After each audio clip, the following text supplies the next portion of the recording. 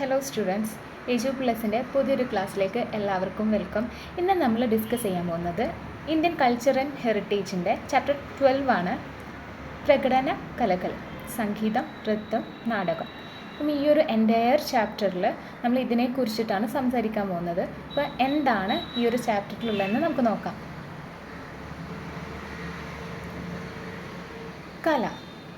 കല എന്ന് വെച്ച് കഴിഞ്ഞാൽ എന്താണ്? ഒരു മനുഷ്യ മനസ്സിൻ്റെ എല്ലാ പ്രത്യേകതകളുടെയും സൗന്ദര്യാത്മകമായിട്ടുള്ള ഒരു പ്രകാശനമാണ് നമ്മൾ കല എന്ന് പറയുന്നത്. ഓക്കെ, ഇപ്പം മനുഷ്യ വികാരങ്ങളെ നമ്മൾ നവരസങ്ങൾ എന്ന പേരിൽ 9 വിഭാഗങ്ങളായിട്ട് തരംതിരിച്ചിട്ടുണ്ട്. പലർക്കും ഇതറിയാവുന്നതാണ്. ഹാസ്യം, ഭയാനകം, രൗദ്രം, കരുണം, വീരം, അദ്ഭുതം, ബീഭത്സം, ശാന്തി, ശൃംഗാരം എന്നിവയാണ് ഈ 9 നവരസങ്ങളും. നമുക്ക് പറയാം എന്താണ് കല? ഈ മനുഷ്യവികാരങ്ങളുടെ ഒക്കെ റിഫ്ലക്ഷൻ, ഒരു പ്രകാശനം, മറ്റുള്ളവർക്ക് മുൻപിൽ നമ്മളത് തുറന്ന് കാട്ടുന്നതാണ് കല എന്ന് പറയുന്നത് കേട്ടോ. അപ്പം ഇതിൽ ചിലത് നമ്മൾ തത്സമയ പ്രകടനത്തിലൂടെ, അതായത് ലൈവായിട്ട് നമ്മൾ ആ ഒരു കല ബാക്കിയുള്ളവർക്ക് പ്രദർശിപ്പിക്കും. മറ്റു ചിലത് ദൃശ്യകലകളിലൂടെയാണ് പ്രകടിപ്പിക്കുന്നത്. അപ്പം ലൈവായിട്ട് നമ്മൾ പ്രകടിപ്പിക്കുന്നതെന്ന് വെച്ച് കഴിഞ്ഞാൽ എന്താണ്? സോങ് അല്ലേ, നമ്മൾ പാട്ട് പാടുന്നത്, പിന്നെ ഡാൻസ് ചെയ്യുന്നതൊക്കെ ലൈവിന് ഉദാഹരണങ്ങളാണ്. ഇപ്പം ദൃശ്യകലകളിലൂടെ പ്രകടിപ്പിക്കുന്നതെന്ന് വെച്ച് കഴിഞ്ഞാൽ ചിത്രകലകൾ, ശില്പകലകൾ അല്ലെങ്കിൽ രേഖാചിത്രങ്ങൾ, ഇവയൊക്കെയാണ് രണ്ടാമത്തെ വിഭാഗത്തിൽ ദൃശ്യകലകളിലൂടെ പ്രകടിപ്പിക്കുന്നവ. ഇനി നമുക്ക് സംഗീതം എന്താണ്? സംഗീതവും ഒരു പ്രകടന കലയാണ്. അപ്പം സംഗീതത്തെക്കുറിച്ച് നമുക്ക് നോക്കാം. അപ്പം സംഗീതം എന്ന് വെച്ച് കഴിഞ്ഞാൽ വളരെ മുൻപേ പ്രചാരം നേടിയിട്ടുള്ളൊരു കലാരൂപമാണ്. നടനകലയുമായി ബന്ധപ്പെട്ട ഒരു ആദ്യ ഗ്രന്ഥമാണ് ഭരതമുനിയുടെ നാട്യശാസ്ത്രം എന്ന് പറയുന്നത്. ഇതിൽ തന്നെ സംഗീതത്തിന് മാത്രം 6 അധ്യായങ്ങളുണ്ട്. പിന്നെ 13-ാം നൂറ്റാണ്ടിൽ സാരംഗദേവൻ എഴുതിയിട്ടുള്ള സംഗീത രത്നാകരത്തിൽ 264 രാഗങ്ങളെ കുറിച്ചിട്ട് പ്രതിപാദിക്കുന്നുണ്ട്. പിന്നെ കൂടാതെ പല ഗ്രന്ഥങ്ങളിലായിട്ട് ചെണ്ട, വീണ, ഓടക്കുഴൽ എന്നിവയെക്കുറിച്ചിട്ടും പരാമർശിക്കുന്നു. ഇതൊക്കെ എന്താണ്? സംഗീതത്തെ പരിപോഷിപ്പിക്കാൻ വേണ്ടി നമ്മൾ എക്സ്റ്റേണലായിട്ട് യൂസ് ചെയ്യുന്ന ഇൻസ്ട്രുമെൻറ്റ്സ് ആണ് അല്ലേ. നമ്മൾ പുറമേ നിന്നിട്ട് ആ ഒരു സംഗീതത്തെ കുറച്ചും കൂടെ ആസ്വാദ്യകരമാക്കാൻ വേണ്ടിയിട്ട് നമ്മൾ യൂസ് ചെയ്യുന്ന ഇൻസ്ട്രുമെൻറ്റ്സ് ആണ്. അപ്പം പല ഗ്രന്ഥങ്ങളിലും ഇതിൻ്റെ ഉറവിടങ്ങളും പരാമർശിച്ചിട്ടുണ്ട്. കൂടാതെ ഇപ്പം മധ്യകാലഘട്ടത്തിലേക്ക് നോക്കുന്നതാണെങ്കിൽ സൂഫി ഭക്തി സന്യാസിമാർ സംഗീതത്തെ പ്രോത്സാഹിപ്പിച്ചിട്ടുണ്ട്. നമ്മൾ കഴിഞ്ഞ ക്ലാസ്സിലൊക്കെ കേട്ടിട്ടുണ്ട്.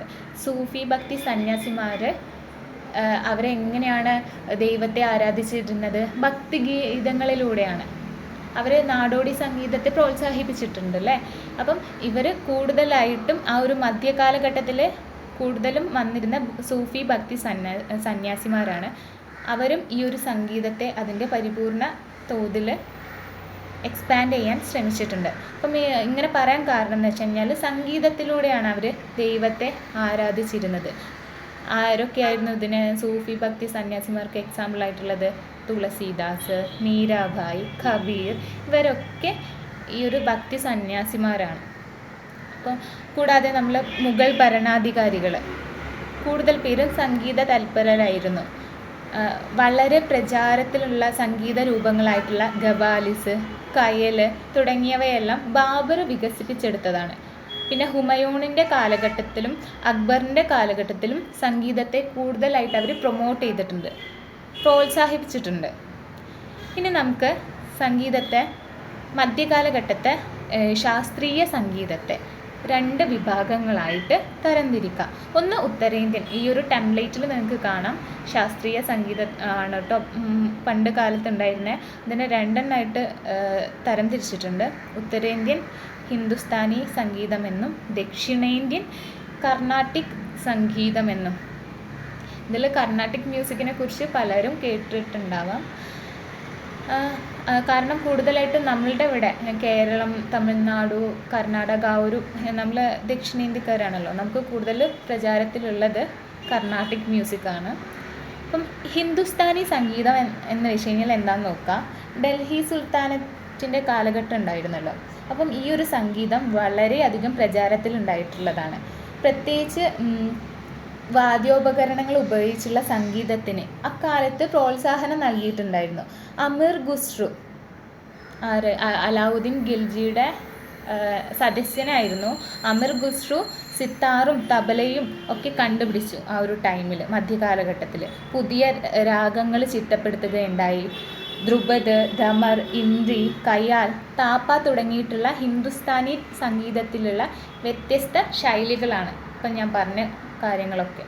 അപ്പം പിന്നെ കൂടാതെ വളരെ പ്രസിദ്ധങ്ങളായിട്ടുള്ള രാഗങ്ങൾ ഹിന്ദുസ്ഥാനി സംഗീതത്തിലെ പ്രസിദ്ധങ്ങളായിട്ടുള്ള രാഗങ്ങളാണ് ബഹാർ, ഭൈരവി, സിന്ധു ഭൈരവി, ദിംപലാസി എന്നിവ. പിന്നെ തന്ത്രിവാദ്യങ്ങളിൽ പ്രധാനപ്പെട്ടതാണ് സിത്താർ, സരോദ്, സന്തൂർ, സാരംഗി. ഓക്കെ, ഇതൊക്കെയാണ് ഹിന്ദുസ്ഥാനി സംഗീതത്തിൽ യൂസ് ചെയ്തത്. പിന്നെ കൂടാതെ നമ്മൾ പറയുന്ന തബല, മൃദംഗം, പക്കവാദ്യം തുടങ്ങിയവയും യൂസ് ചെയ്തിട്ടുണ്ട്. അതൊക്കെ കൊട്ടുവാദ്യങ്ങൾക്ക് ഉദാഹരണങ്ങളാണ്.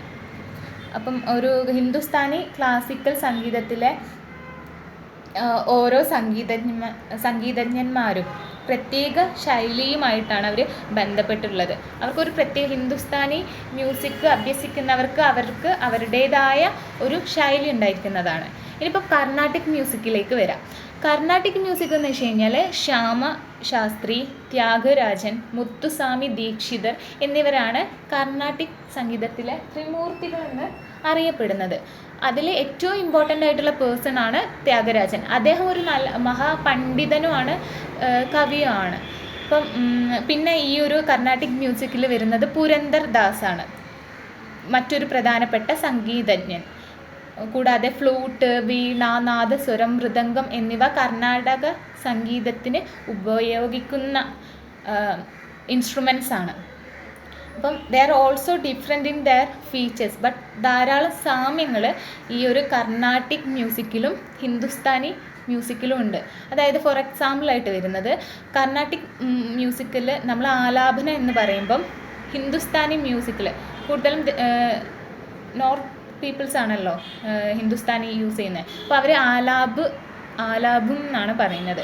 പിന്നെ കർണാട്ടിക് മ്യൂസിക്കിൽ തില്ലാന എന്ന് പറഞ്ഞൊരു ഇത് യൂസ് ചെയ്യുന്നുണ്ട്. അപ്പം ഹിന്ദുസ്ഥാനിയിലേക്ക് അത് താരാന എന്ന് പറയുന്നുണ്ട്. അപ്പോൾ കൂടാതെ ഈ രണ്ട് സംഗീതങ്ങളും താളത്തിന് കൂടുതൽ പ്രാധാന്യം നൽകുന്നവരാണ്. പിന്നെ ആധുനിക ഇന്ത്യൻ സംഗീതത്തെക്കുറിച്ച് പറയുമ്പം ബ്രിട്ടീഷ് ഭരണത്തിൻ്റെ ഫലമായിട്ട് നമുക്ക് കൂടുതലും പാശ്ചാത്യ സംഗീതം ഇന്ത്യയിലേക്ക് വന്നിട്ടുണ്ട്. അവർ കൊണ്ടുവന്ന ഒരു സംഭവങ്ങളാണ് ക്ലാരിനെറ്റ്, വയലിന് ഒക്കെ. ഇതൊക്കെ യൂസ് ചെയ്തുകൊണ്ട് നമ്മളും നമ്മുടെ സംഗീതത്തെ മെച്ചപ്പെടുത്തിയിട്ടുണ്ട്. പിന്നെ ഓർക്കസ്ട്രയുടെ വരവ്, കാസറ്റ് പ്രയോഗം ഒക്കെ നമ്മൾ പ്രചാരത്തിൽ കൊണ്ടുവന്നു. ഉയർന്ന വിഭാഗമുണ്ടല്ലോ, സമൂഹത്തിലെ ഏറ്റവും മുതലാളി വർഗത്തിന് മാത്രം ലഭിച്ചിട്ടുണ്ടായിരുന്ന സംഗീതം പിന്നീട് ഈ ഒരു ആധുനിക ഇന്ത്യയിലേക്ക് വന്നപ്പം താഴേക്കിടയിലുള്ളവർക്ക് കൂടെ ആസ്വദിക്കാൻ കഴിഞ്ഞു. പിന്നെ അന്നത്തെ കാലത്ത് മുൻപൊക്കെ ഗുരുശിഷ്യ സംഗീത വിദ്യാഭ്യാസമായിരുന്നല്ലോ ഉണ്ടായിരുന്നത്. പക്ഷേ ഇപ്പോഴേക്ക് വന്നപ്പം സംഗീത വിദ്യാലയങ്ങൾ തുടങ്ങി, അതിൽ മ്യൂസിക്കൽ ക്ലാസ് സ്റ്റാർട്ട് ചെയ്യാൻ തുടങ്ങി. ഇനിയിപ്പം നാടോടി സംഗീതത്തെക്കുറിച്ച് നമുക്കൊന്ന് പറയാം. നാടോടി സംഗീതം എന്ന് വെച്ച് കഴിഞ്ഞാൽ സാധാരണക്കാർക്കിടയിലാണ് ഇത് കൂടുതലായിട്ടും ശക്തമായിട്ട് നിന്നുണ്ടായിരുന്നത്. കുട്ടികളുടെ ജനനം, വിവാഹം, പുതിയ ഋതുക്കളുടെ വരവ്, ഉത്സവങ്ങൾ, ഇങ്ങനെ ജനങ്ങളുടെ നിത്യജീവിതവുമായി ബന്ധപ്പെട്ട എല്ലാ അവസരങ്ങളിലും നാടോടി സംഗീതങ്ങൾ അല്ലെങ്കിൽ സാധാരണക്കാർ ആലപിച്ചിട്ടുണ്ടായിരുന്നു. നമുക്കൊരു എക്സാമ്പിൾ നോക്കുന്നതാണെങ്കിൽ രാജസ്ഥാനിലെ മന്ന്, ബംഗാളിലെ ഭട്യാലി നാടോടി ഗാനങ്ങൾ ഇന്ത്യ മുഴുവനും ജനപ്രിയമായതാണ്. ഈ ഒരു സംഗീതം അവയുടെ സന്ദേശം കൊണ്ടും ഒരു പ്രത്യേക അർത്ഥങ്ങൾ കൊണ്ട് സവിശേഷമാണ് ഈ നാടോടി സംഗീതങ്ങൾ. നമുക്കത് ആസ്വാദ്യകരമാണല്ലേ. കൂടുതൽ പേർക്കും ഇങ്ങനെ നാടോടി സംഗീതങ്ങൾ കേൾക്കാൻ ഭയങ്കര ഇഷ്ടമാണ്. അത് ഒരു പ്രത്യേക ശൈലി ഉണ്ടാവും, അതിന് പ്രത്യേക അർത്ഥങ്ങളുണ്ടാവും, വളരെ ആസ്വാദ്യകരമാണത്. ഇപ്പം എക്സാമ്പിളായിട്ട് നമുക്കിതിന് പറയാമെന്നുണ്ടെങ്കിൽ മുസ്ലിങ്ങളുടെ മുഹറം കാലയളവിൽ ഹലാബ ഗാനങ്ങൾ ആലപിക്കും. കൂടാതെ നമ്മുടെ ക്രിസ്തുമസിൻ്റെ വേളയിലൊക്കെ കാരോള് എന്നിവ ഒക്കെ ആലപിക്കുന്നുണ്ട്. അപ്പോൾ ഇതൊക്കെ നാടോടി സംഗീതത്തിന് ഉദാഹരണങ്ങളാണ്. ഓക്കെ, സംഗീതത്തെ കുറിച്ച് പറഞ്ഞു കഴിഞ്ഞാൽ അത്രത്തേ ഉള്ളൂ. ഇനിയിപ്പം നെക്സ്റ്റ് നമുക്ക് നോക്കാം അടുത്ത ഒരു കലാരൂപമായിട്ട് വരുന്നത് ഇന്ത്യൻ നൃത്തരൂപങ്ങളാണ്. ഇന്ത്യയിലെ നൃത്തകല ഹാരപ്പൻ സംസ്കാരത്തിൻ്റെ കാലഘട്ടത്തിൽ ആരംഭിച്ചിട്ടുള്ള ഒന്നാണ്. അതായത് നമ്മുടെ അവിടെ ചില എവിഡൻസ് കിട്ടിയിട്ടുണ്ട് ഈ ആർക്കിയോളജിസ്റ്റിനൊക്കെ. നൃത്തം ചെയ്യുന്ന പെൺകുട്ടിയുടെ ഒരു വെങ്കല പ്രതിമ അതൊക്കെ ചരിത്രകാരന്മാർ മുൻപേ കണ്ടെത്തിയതാണ്. അപ്പോൾ ആ ഒരു കാലഘട്ടത്തിൽ മുതലേ നമുക്ക് ഈ ഒരു നൃത്തം എന്ന ഒരു കല ഉണ്ടായിരുന്നെന്ന് നമ്മൾ വിശ്വസിക്കുന്നു. ഇപ്പോൾ ശിവൻ്റെ നടരാജ രൂപം ഇന്ത്യൻ ജനതയ്ക്ക് ഏറ്റവും കൂടുതൽ നൃത്തകലയ്ക്കുള്ള പ്രാധാന്യം കാണിക്കുന്നുണ്ട്. കൂടുതലും ക്ലാസിക്കൽ ഡാൻസേഴ്സൊക്കെ ശിവൻ്റെ നടരാജ പ്രതിമ ഉണ്ടാവും ആ ഒരു ക്ലാസിക്കൽ ഡാൻസ് പഠിപ്പിക്കുന്ന ആ ഒരു സ്കൂളിൽ ഉണ്ടാവുന്ന. ഏത് കാലത്താണ് നൃത്തരൂപം ഉണ്ടായതെന്ന് കൃത്യമായിട്ട് നമുക്ക് പറയാൻ പറ്റത്തില്ല. എന്നാലും അത് സന്തോഷം തരുന്നുണ്ട് നമുക്ക് എല്ലാവർക്കും. ആ ഒരു സന്തോഷത്തിൻ്റെ പ്രതിഫലനമായിട്ട് എല്ലാവരും ഈ ഒരു നൃത്തത്തെ കണക്കാക്കുന്നുണ്ട്. ഇനിയിപ്പം നൃത്തരൂപങ്ങൾ ശാസ്ത്രീയ നൃത്തമെന്നും നാടോടി നൃത്തമെന്നും 2 വിഭാഗങ്ങളായിട്ട് തരംതിരിക്കുന്നു. ശാസ്ത്രീയ നൃത്തം കൂടുതലായിട്ടും കൊട്ടാരങ്ങളിലും ക്ഷേത്രങ്ങളിലും ആണ് അരങ്ങേറുന്നത്. പിന്നെ മതപരമായ ലക്ഷ്യത്തോടെ കൊട്ടാരങ്ങളിൽ വിനോദ ഉപാധികളായിട്ടാണ് ഈ ശാസ്ത്രീയ നൃത്തങ്ങളെ അക്കാലത്ത് അവതരിക്കപ്പെട്ടത്. ഇതിൽ ഏതിലായാലും കലാകാരന്മാർ, ഇപ്പം നാടോടി നൃത്തത്തിലായാലും ശാസ്ത്രീയ നൃത്തത്തിലായാലും കലാകാരന്മാർ ദേവപ്രാർത്ഥന പോലെ ഇതിന് വേണ്ടിയിട്ട് അവർ സ്വയം അർപ്പിക്കും. അങ്ങനെയാണ് ഏത് നൃത്തരൂപമായാലും കൂടുതലും അവർ അവർ ആ ഒരു കലാരൂപത്തിൽ അലിഞ്ഞു ചേരുന്നുണ്ട്. ഭരതനാട്യം, മോഹിനിയാട്ടം ക്ഷേത്രങ്ങളിലെ അനുഷ്ഠാനമായാണ് അക്കാലത്ത് വികസിപ്പിച്ച് വന്നിട്ടുണ്ടായിരുന്നത്. പിന്നെ കൃഷ്ണൻ്റെ ലീലാവിലാസങ്ങളും ശിവഭഗവാനുമായി ബന്ധപ്പെട്ട കഥക്, മണിപ്പൂരി നൃത്തങ്ങളും പിന്നെ രാമായണം, മഹാഭാരതം പ്രമേയമാക്കിയിട്ട് കേരളത്തിൽ കഥകളിയും നമുക്ക് കാണാം. ഇവയൊക്കെ മതപരമായിട്ടുള്ള പ്രമേയങ്ങളാക്കിയിട്ടുള്ള നൃത്തരൂപങ്ങളാണ്. ഇനിയിപ്പം നാടോടി നൃത്തങ്ങൾ എന്ന് പറയുമ്പോൾ സാധാരണക്കാർക്കിടയിൽ നാടോടി സംഗീതം സാധാരണക്കാർക്കാണെങ്കിൽ ഇതും നാടോടി നൃത്തങ്ങളും സാധാരണക്കാർക്കിടയിൽ നിലവിൽ വന്നതാണ്. എക്സാമ്പിളായിട്ട് നമുക്ക് നോക്കുന്നതാണെങ്കിൽ അസാമിലെ ബിഹു എന്നിട്ടുള്ള നൃത്തരൂപമാണ് അവിടെ നാഷണൽ നൃത്തരൂപവും അത് ബിഹു തന്നെയാണ്. ഗുജറാത്തിലാണെങ്കിൽ ഗർബ, പഞ്ചാബിൽ ഗിഡ്ഡ, പിന്നെ മിസോറാമിൽ മുള എന്ന് പറഞ്ഞിട്ടുള്ള, പിന്നെ കാശ്മീരിലാണെങ്കിൽ ദുമ്മൽ, ബംഗാളിൽ ചൗ തുടങ്ങിയിട്ടുള്ള നൃത്തരൂപങ്ങൾ നമുക്ക് കാണാം. ഇത് കൂടുതലായിട്ടും ജനങ്ങളുടെ സന്തോഷം, ദുഃഖം എന്നിവയൊക്കെ പ്രകടമാക്കാനാണ് ഈ ഒരു നാടോടി നൃത്തരൂപങ്ങൾ അല്ലെങ്കിൽ ഈ ഒരു കലാരൂപം സൃഷ്ടിക്കുന്നത്. ഇനിയിപ്പോൾ നമുക്ക് ആധുനിക ഇന്ത്യയിലെ അറിയപ്പെടുന്ന സംഗീത നൃത്ത കലാകാരന്മാർ ആരൊക്കെയെന്ന് നോക്കാം.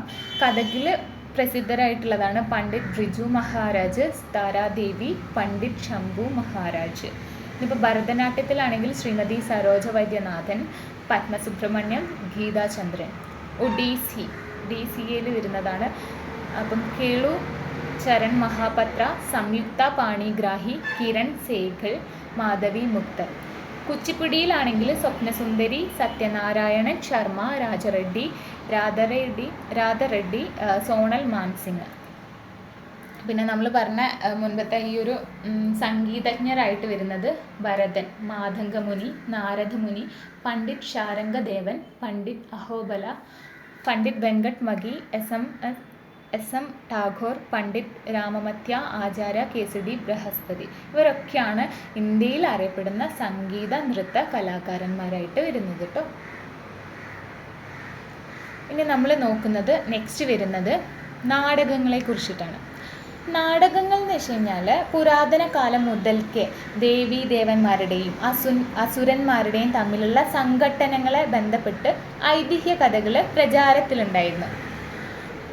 എക്സാമ്പിൾ ഭരതമുനിയുടെ നാട്യശാസ്ത്രം രചിക്കുകയും അസുര പരാജയം, അമൃതമന്ദം എന്നീ നാടകങ്ങൾ സൃഷ്ടിക്കുകയും ചെയ്തു. പിൽക്കാലത്ത് ഇദ്ദേഹത്തെ സംബന്ധിച്ചിടത്തോളം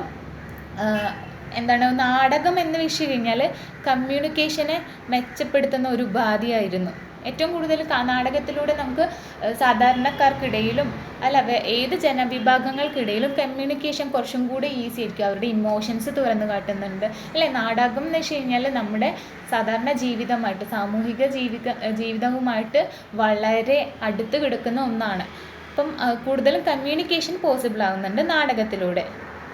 ബുദ്ധ-ജൈന കാലത്ത് മതസിദ്ധാന്തങ്ങൾ പ്രചരിപ്പിക്കാൻ നാടകങ്ങൾ ഉപയോഗിച്ചിട്ടുണ്ട്.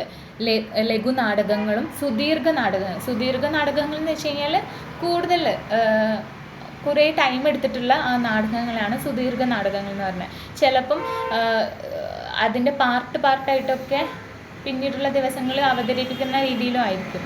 അപ്പം മതതത്വങ്ങൾ അഭ്യസിപ്പിക്കാനും ഒക്കെ നാടകങ്ങളെ ആ ഒരു കാലത്ത്, ബുദ്ധ-ജൈന കാലത്ത് ഉപയോഗിച്ചിട്ടുണ്ടായിരുന്നു.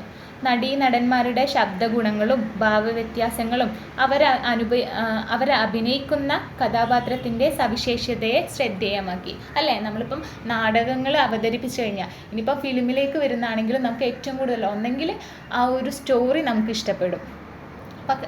ചില സമയത്ത് നമുക്ക് ആക്ടേഴ്സിനായിരിക്കും കൂടുതലായിട്ട് അവരുടെ അഭിനയത്തെ നമുക്ക് വളരെയധികം പ്രശംസിച്ചാലും മതിയാവില്ല. അപ്പം അവരുടെ ഒന്നെങ്കിൽ അതിൻ്റെ ശബ്ദം കൊടുത്തത് ആരാണോ അവരെ നമുക്ക് ഇഷ്ടപ്പെടും, അല്ലെങ്കിൽ അവരുടെ അഭിനയത്തെ നമുക്ക് നന്നായിട്ട് ഇഷ്ടപ്പെടാൻ ചാൻസ് കൂടുതലാണ് കേട്ടോ. ഇനി സംസ്കൃതത്തിലായിരുന്ന മിക്ക നാടകങ്ങളും എന്നാൽ താഴ്ന്ന വിഭാഗർക്കിടയിൽ കൂടുതൽ പ്രാകൃത് ഉപയോഗിച്ചിട്ടാണ് ചെയ്തുകൊണ്ടിരുന്നത്. കൗടില്യൻ്റെ അർത്ഥശാസ്ത്രം, വാത്സ്യായനൻ്റെ കാമസൂത്രം, കാളിദാസൻ്റെ അഭിജ്ഞാനശാകുന്തളം ഇവയൊക്കെ സംസ്കൃതത്തിലാണ് രചിച്ചത്. പിന്നെ ക്ലാസിക്കൽ നാടകങ്ങളെന്നും ഗ്രാമീണ നാടകങ്ങളെന്നും 2 വിഭാഗങ്ങൾ ഉണ്ടായിരുന്നു. നമ്മൾ ക്ലാസിക്കൽ മ്യൂസിക്കിനും പറഞ്ഞുണ്ട്, അതേപോലെ നൃത്തത്തിനും 2 വിഭാഗങ്ങളുണ്ട്. അതേപോലെ നാടകത്തിനും 2 വിഭാഗങ്ങളുണ്ട്. ക്ലാസിക്കൽ നാടകങ്ങളും ഗ്രാമീണ നാടകങ്ങളും. ശാസ്ത്രീയ നാടകങ്ങൾ നാട്യശാസ്ത്രത്തിലെ നിബന്ധനയും പ്രമേയങ്ങളും ഉൾക്കൊള്ളുന്നവയാണ്. ഗ്രാമീണ നാടകങ്ങൾ എന്ന് വെച്ച് കഴിഞ്ഞാലോ, ഗ്രാമീണ നാടകവേദിയിൽ പ്രാദേശിക ഭാഷകൾ ഉപയോഗിച്ചിട്ട് നടത്തിപ്പോകുന്ന നാടകങ്ങളാണ് ഗ്രാമീണ നാടകങ്ങൾ. ഗ്രാമീണ മേഖലയിൽ നിരവധി നാടകവേദികൾ ഉണ്ടായി വന്നു. നൃത്തത്തിൻ്റെയും സംഗീതത്തിൻ്റെയും സഹായത്താൽ അഭിനയിക്കുന്ന രീതി അത് കൂടുതൽ ജനപ്രിയമായിരുന്നു ആ ഒരു ഗ്രാമീണ മേഖലയിലെ നാടകങ്ങൾക്ക്. പിന്നെ ബ്രിട്ടീഷുകാരുടെ വരവോടെ 18-ാം നൂറ്റാണ്ടിൽ കൊൽക്കത്തയിൽ ഒരു നാടകശാല സ്ഥാപിക്കുകയുണ്ടായിരുന്നു. ഇതൊക്കെ നമുക്ക് ഈ ഒരു വഴികളിലെ നാഴികക്കല്ലുകളാണെന്ന് പറയാം. ബ്രിട്ടീഷുകാരെ കൊണ്ട് നമുക്ക് കുറേ നഷ്ടങ്ങൾ ഉണ്ടായിട്ടുണ്ട്. എന്നാൽ പക്ഷേ അവരെ കൊണ്ട് നല്ല മുന്നേറ്റങ്ങളും നമുക്ക് ഉണ്ടായിട്ടുണ്ട്. അപ്പം 18-ാം നൂറ്റാണ്ടിൽ ഈ ഒരു നാടകശാല സ്ഥാപനവും അതിൽ ഒരു മുന്നേറ്റം തരുന്ന ഒന്നാണ്. പിന്നെ ഷേക്സ്പിയറുടെ നാടകങ്ങൾ ഇന്ത്യൻ നാടകങ്ങളെ കൂടുതലായിട്ടും സ്വാധീനിച്ചിട്ടുണ്ടായിരുന്നു. പരമ്പരാഗതമായിട്ടുള്ള തുറന്ന വേദിക്കു പകരം കർട്ടനുകളും രംഗപാഠങ്ങളും നമ്മൾ സജ്ജീകരിക്കാൻ തുടങ്ങി പിന്നീടുള്ള കാലങ്ങളിൽ. സംഘർഷങ്ങളും ദുരന്തങ്ങളും ഹാസ്യങ്ങളും ഒക്കെ തന്നെ നാടകത്തിന് പ്രമേയങ്ങളായിട്ട് വരാൻ തുടങ്ങി. നമ്മുടെ ഇപ്പം പ്രാദേശികമായിട്ട് നടക്കുന്നതും വേൾഡിൽ നടക്കുന്ന എല്ലാ കാര്യങ്ങളും നമ്മൾ എന്തിനു വേണ്ടിയിട്ട് ഇതിൻ്റെ ഓരോ ആശയങ്ങളായിട്ട് പ്രമേയങ്ങളായിട്ട് എടുത്തു ഓരോ നാടകങ്ങൾ ചെയ്യാനും. സമീപകാലത്ത് നാടകങ്ങളിൽ നിരവധി പരീക്ഷണങ്ങൾ നടന്നു വരുന്നുണ്ട്. അപ്പം അതിനൊക്കെ എക്സാമ്പിളായിട്ട് പറയുന്നതാണെങ്കിൽ സ്റ്റേജ് നാടകങ്ങൾ, റേഡിയോ നാടകങ്ങൾ ഉണ്ടായി വന്നു, തെരുവ് നാടകങ്ങൾ അല്ലേ. തെരുവ് നാടകങ്ങളൊക്കെ കൂടുതലായിട്ടും ഈ ഒരു കാലിക പ്രസക്തിയുള്ള കാര്യങ്ങൾ പറയാൻ വേണ്ടിയിട്ടാണ് തെരുവ് നാടകങ്ങളെല്ലാം കൂടുതലും വരുന്നത്. പിന്നെ ഏകാഭിനയ നാടകം, സംഗീത നാടകം, ലഘുനാടകങ്ങൾ എന്നിവ വിവിധ നാടക രൂപങ്ങളാണ്. ഇനി നമുക്ക് ചില ജനപ്രിയ നാടകങ്ങളും അവയുടെ കർത്താക്കളെയും നോക്കാം. പേര് വരുന്ന മേഘസന്ദേശം, കർത്താവ് കാളിദാസനാണ്. ഇനിയിപ്പം അഭിജ്ഞാന ശാകുന്തളം ചെയ്തത് കാളിദാസൻ തന്നെയാണ്. പത്മാവതി മധുസൂദൻ, ഹർഷചരിത്രം ചെയ്തത് ബാണഭട്ടൻ, അജ്ഞാത ശത്രു ജയശങ്കർ പ്രസാദ്, നന്ദേവി ഭരതേന്ദു. ഇപ്പം ഞാൻ പറഞ്ഞല്ലോ വർത്തമാനകാലത്തെ വിവിധ നാടകരൂപങ്ങളുടെ പേര് ഇതൊക്കെയാണ്. സ്റ്റേജ് നാടകം, റേഡിയോ നാടകം, തെരുവ് നാടകം, ഏകാഭിനയ നാടകം, സംഗീത നാടകം, ലഘുനാടകങ്ങൾ, ഏകാംഗ നാടകങ്ങൾ. അപ്പം ഇത്രയാണ്. ഇതൊരു ചെറിയ ചാപ്റ്ററാണ്. ഈ പ്രകടന കലകളെക്കുറിച്ച് പറയാനുള്ളത്. ഇപ്പം ഡീറ്റെയിൽ ആയിട്ട് ഞാൻ പറഞ്ഞു തന്നിട്ടുണ്ട്. എല്ലാവർക്കും മനസ്സിലായെന്ന് വിശ്വസിക്കുന്നു. ഇനിയിപ്പം നെക്സ്റ്റ് ക്ലാസ്സിൽ കാണുന്നവരെ താങ്ക് യു.